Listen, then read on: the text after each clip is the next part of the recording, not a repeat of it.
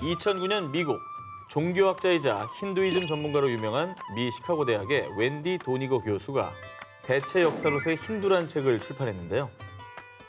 이 책은 세계에서 가장 오래된 종교 중 하나인 힌두교를 이해하는 새로운 방법을 제시합니다. 도니거 교수는 힌두교 역사를 재해석, 힌두교에 대한 정확한 이해를 돕고자 했습니다. 그런데 책이 출판되자 인도의 한 보수주의 단체가 반발. 그 책은 사실이 아닙니다. 힌두교의 종교적 신념을 모욕하는 겁니다. 종교적인 거는 뭐 잘못 건드리면 굉장히 반발이 크거든요. 이거는 그쵸. 뭐 국가 간의 문제가 되죠. 네.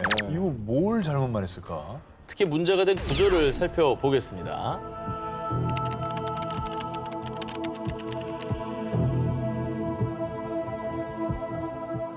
마하바라타 영웅들의 신성한 혈통은 다른 관점에서 비추어진다. 이 책에 등장하는 라마는 힌두교도들이 숭배하는 무용과 미덕의 화신인데요. 그런 라마의 성적인 욕망을 묘사, 그리고 힌두교 경전 중 하나인 마하바라타를 지어낸 이야기라고 치부했다는 겁니다. 오호. 결국 이에 대분노한 일부 힌두교도들이 소송을 제기, 심지어 인도 곳곳에서는 이 책을 불태우는 퍼포먼스가 진행되기도 했습니다. 작가가 의도한 거가 그게 아닐 것 같아서 좀 당황스러웠을 것 같은데 자신의 종교를 모욕한다고 느끼면 이거는 화가 나는 것도 당연한 겁니다. 네. 결국 2014년 긴 소송의 부담을 느낀 피 출판사는 도니거 교수의 책 출판을 중단, 6개월 내 서점에 있는 모든 책을 수거하고 전량 폐기하는 조건으로 소송에 합의했습니다. 그런데 말입니다. 이 소송 결과가 가져온 전혀 예상치 못한, 절대 바라지 않았던 반전. 대박 났구나. 대체 무슨 책이길래 금서가 된 거야? 와. 절판되기 전에 얼른 사서 봐야지. 결국 이 책의 인기는 역주행. 순식간에 세계 최대 온라인 서점 A사이트에 베스트셀러 차트 30위에 올랐습니다. 우와. 결국 그 소송의 결과도 그렇고 이 소송 자체가 이 도니거 교수의 책을 홍보해 준 셈이 됐어요. 그렇죠. 와, 저는 출판사 입장에서 이거 정말 부럽네요. 와, 출판사 완전 살아났겠네. 이런 논란 없는 책을 출판하셔야죠. 이런 게 부러워. 아니 논란을 사서라도 책을 팔아먹겠다는 겁니다. 그럼 어려워봐요, 회사가. 그렇게 그럴 생각이 하니까 다 듭니다. 이해가 빨라지네요. 이뿐이 아니라요. 피 출판사 인도 지부의 대표는 약 1년 뒤인 2015년 새로운 회사를 설립. 도니거 교수의 책에 대한 출판권을 인수했고요. 문제 금서였던 도니거 교수의 책은 결국 인도 델리와 뭄바이의 공항 상점에서도 쉽게 찾아볼 수 있게 됐습니다. 매력적인 금단의 열매 식구 13위를 공개합니다.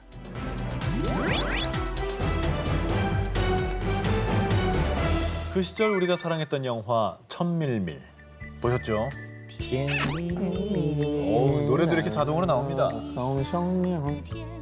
자, 두 분께서 노래를 불러주셨다시피 대만의 국민 가수 등려군의 노래입니다. 아 노래 너무 좋아.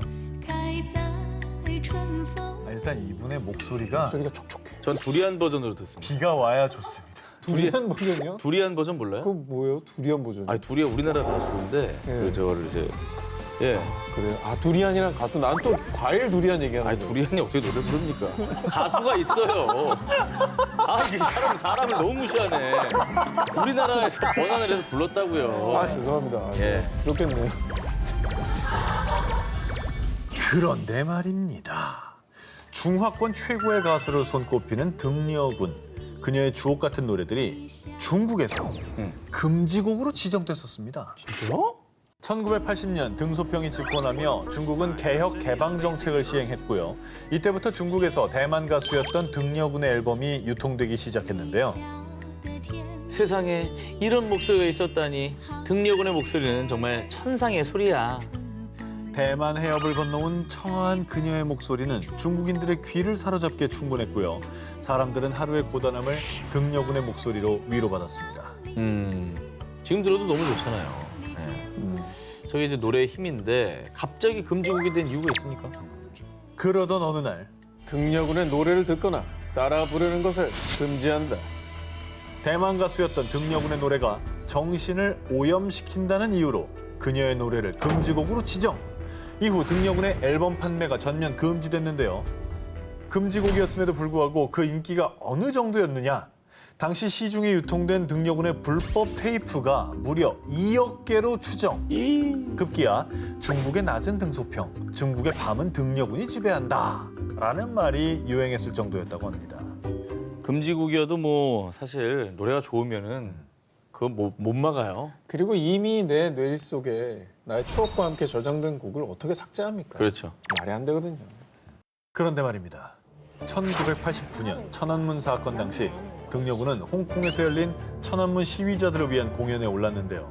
이후 등려군의 노래에 대한 중국 정부의 탄압은 더 거세졌고요. 중국 어디서도 그녀의 노래를 들을 수 없게 됐던 겁니다. 그리고 1995년에 전해진 비보.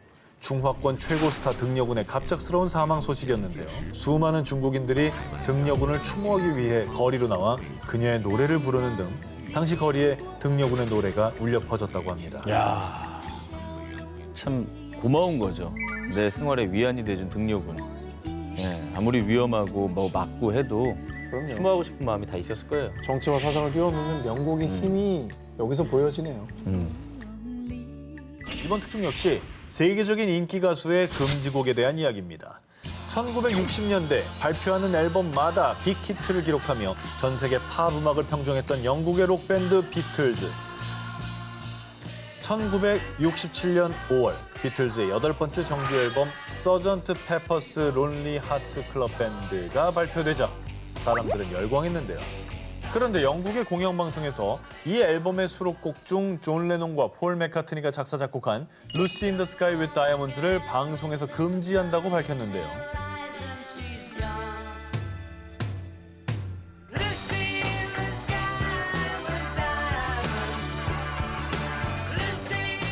뭐 우리가 알던 뭐 예스터데이나 이런 거에 비해서 약간 몽환적이긴 한데 가사가 큰 문제 없어 보이잖아요. 그런데 노래 제목이 심상치 않은데? 맞아. 혹시 마약하고 만든 노래 아니야? 루시 스카이 다이아몬드가 마약과 연관돼 있다는 LSD. 소문이 퍼지기 시작한 겁니다. LSD. 아우, 마약. 우와, 진짜? LSD가 환각성 물질이잖아요. 더 강한, 그렇죠. 더 나쁜 물질이죠. 그걸 의도했다고? 사람들은 이 노래 제목에 집중했는데요. 루시의 L, 스카이의 S, 다이아몬드의 D 이렇게 이으면 LSD잖아요. 이 LSD가 코카인의 100배 이상의 환각 효과를 가진 초강력 마약이었던 겁니다. 그래서 비틀즈가 LSD를 암시하는 루시 인 더 스카이 위드 다이아몬드를 만들었고 몽환적인 멜로디와 가사 역시 마약의 환각 효과와 관련돼 있다고 추측했던 거죠. 야. 그런데 이런 논란이 이어지자 노래를 직접 만든 존 레논은요. 1967년에 아들 줄리안 레논이 유치원에서 그린 그림을 보여주며 한 말, 다이아몬드와 함께 하늘에 떠있는 루시아, 이 설명에서 영감을 받아 만든 노래라고 해명했습니다. 아, 저걸 보고. 근데 존 레논 입장에서는 억울했을 것 같기도 해요. 그냥 저기 영감받아 했는데 LSD라고 막 엮어서 막 그러니까. 자, 그런데 말이죠. 금지곡이 수록된 이 앨범은 영국 음반 차트에서 27주간 정상을 차지했고 1968년 개최된 그래미 어워즈에서 록 음반으로는 처음 수여되는 올해의 음반을 포함해 4개 부분을 수상하는 영광을 안았습니다. 그런데 말입니다. 2004년 한 잡지와의 인터뷰에서 충격적인 고백을 한 폴 맥카트니. 사실 비틀즈의 많은 곡이 마약과 관련돼 있습니다. 두 멤버의 다른 주장으로 여전히 그 진실은 밝혀지지 않았는데요. 그래도 한 가지 분명한 사실은 금지된 노래일지라도 명곡은 명곡으로 기억된다는 것 아닐까요? 매력적인 금단의 열매 19, 11위를 공개합니다. 그들이 모모 금지에 대처하는 자세? 이번 특종 지난해 중국 대륙을 뜨겁게 달군 영상부터 보여드리면서 시작을 해보겠습니다. 저걸 다 먹어요? 아유, 와, 이거 심하다. 그릇이 몇 개야? 뱉는 거야 지금? 좀 음식 낭비죠. 그렇습니다. 한국에서 시작된 먹방의 인기는요, 전 세계 열풍을 일으키며 중국 내 먹방 신드롬을 탄생시켰습니다. 그러나 그 인기만큼이나 먹방 스트리머들의 지나친 경쟁심으로 인해 엄청나게 많은 음식을 먹고 뱉거나 준비된 음식을 다 먹지 못하고 남기는 등 먹방이 도마 위에 올랐습니다. 그리고 결국 지난해 8월 음식 낭비를 단호히 막아야 합니다. 시진핑 국가주석의 이 한마디로 먹방에 대한 규제가 시작됐고요. 중국 정부는 먹방을 올릴 경우 최대 약 1,700만 원의 벌금을 부과한다는 내용의 음식 낭비 방지법을 발의했습니다. 이렇게 지나친 폭식은 사실 좀 불편하죠. 그리고 아까 우리가 살짝 본 화면은 거짓 방송이잖아요. 그건 안 되죠. 그런데 말입니다. 먹방 규제가 시작되자 이 규제를 교묘하게 피한 먹방이든 먹방 아닌 동영상들이 등장했습니다. 술로 갑니까 이제? 음주잖아, 음주. 술 먹지 말라는 얘기는 안 했잖아요. 술방입니다, 술방. 와, 내가 몇 잔이나 먹는지 지켜보세요 이건가요? 그러니까 음식이 안 되니까 술로 간 거네. 취가 안 되니까 흐로 간 거네. 흐방이네, 흐방. 흐방. 아이고 참. 먹방이 금지되자 스트리머들은 일명 술방을 선택. 술을 만리장성처럼 쌓아놓고 마시는가 하면요. 심지어 도수가 높은 술에 불을 붙여 인증했고요. 저건 건강에 더 안 좋은 거.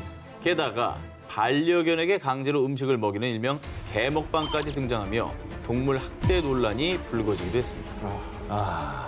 참 규제가 생겨도 이걸 틈새를 이용해 파고나가는 사람들이 더 대단해 보이고 아유, 결국에는 규제를 할 거면 구체적이고 촘촘하게 빠져나갈 수 없게 해야 될 것 같아요. 그래요. 네. 사람의 관심을 끄는 것도 중요하지만 시청자들에게 불쾌감을 주는 콘텐츠는 결코 좋은 콘텐츠가 아니라는 점 꼭 명심하시길 바랍니다. 매력적인 금단의 열매 19, 10위 공개합니다. 내겐 너무 아찔한 모모. 인도 팔라카드 화물 열차에서 10대 소년 사망. 인도 콜리산의 폭포에서 20대 남성 사망.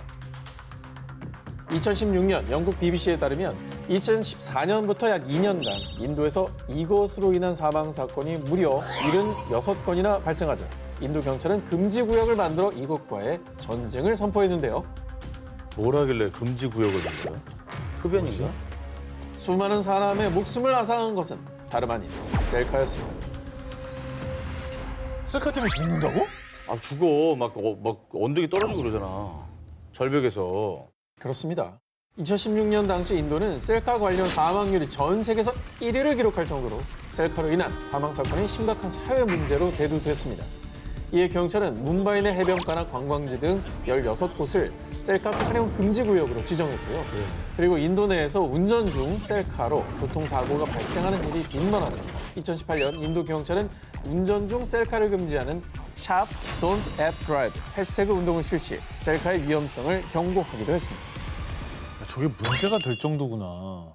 근데 운전하면서 셀카하는 거는 너무 위험한데요? 그렇지. 진짜 안 돼요. 그럼 이후에 뭐 인도 내 셀카 사망 사건은 좀 줄었습니까? 안타깝게도 이를 비웃기라도 하듯이 인도인들의 목숨을 건 셀카 촬영은 계속됐습니다. 2019년 인도 타밀나두 인근 판바르 댐에서 일가족 4명이 셀카를 찍다 추락해 사망. 그리고 2021년 인도 카나쿤트 인근 폭포에서 10대 여성이 셀카를 찍다 추락해 사망하는 등 해변가, 절벽, 폭포, 철길 등 장소를 가리지 않고 위험천만한 금지된 셀카 촬영을 감행했습니다. 아니 위험한 데 가면 더 찍고 싶나? 그렇지. 인증하고 싶은 거지. 이게 약간 경쟁이 붙은 것 같아요. 아, 경쟁 붙은 거 맞아. 더 위험한 곳에 찍은 걸 과시하면서 내 스스로의 용기를 뭐 증명한다? 이런 문화가 좀 있었던 것 근데 같습니다. 본인의 목숨을 그 좋아요에 걸고 있는 거잖아요. 셀카 때문에 금지 구역까지 생겼음에도 인도인들이 셀카에 목숨을 거는 이유. 내 발끝에 저 세상. 어우 아찔. 하지만 가볍게 클리어. 인증 성공. 인도의 젊은 층 사이에선 단순히 재미로 혹은 위험한 장소에서 인증샷을 찍고 과시하는 것이 유행을 하고 있어서요. 위험천만한 셀카 촬영이 끊이질 않고 있다고 합니다.